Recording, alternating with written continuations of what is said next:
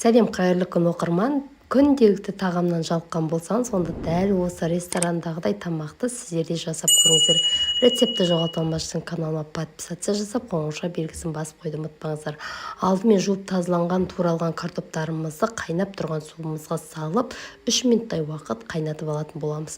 3 минуттан кейін картопымыз қайнап шыққаннан кейін үстінен тұзымызды, паприкамызды және кішкене аздаған куркумамызды салатын боламыз. Және оның үстінен аздаған сұйық майымызды құйып, қолымыздың көмегімен жақсылап картоптарымызды араластырып алатын боламыз.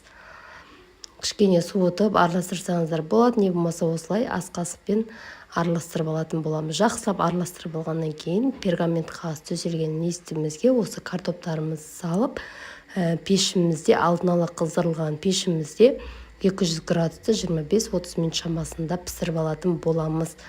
Енді оған дейін начинка дайындайтын боламыз. Осылай қызып тұрған майымызға ұзынша етіп туралған еттерімізді салып, кішкене қызартып қуырамыз.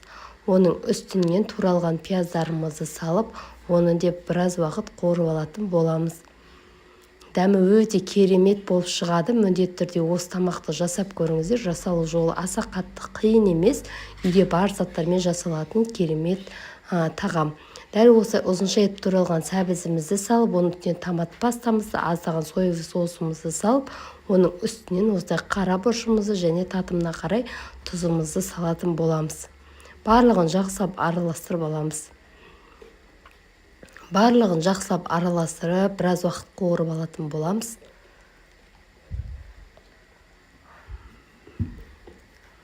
Барлығын араластырып, біраз уақыт қуырып алғаннан кейін үстінен суымызды құйып, біраз уақытқа демдеп қоятын боламыз. Сол суымыздың көмегімен пісетін болады. Осылай бір бокалдай суымызды дәл видеодағыдай етіп құйып, қақпағын жартылай жауып қайнатуға қоямыз. Міне біздің подливамыз қайнап, жаймен дайын болып жатыр.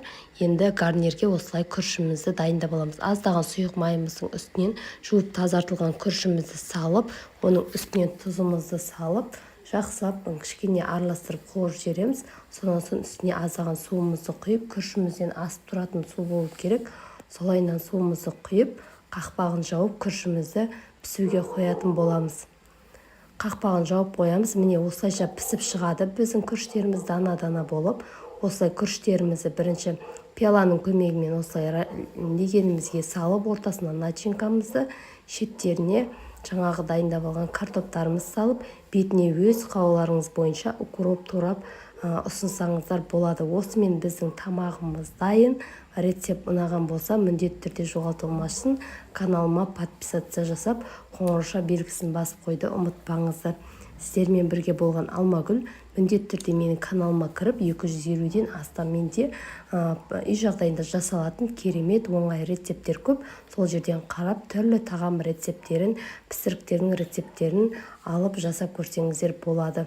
Осылайша жан-жағына қиярымыз бен огурцүйімізді сәндеп қоямыз.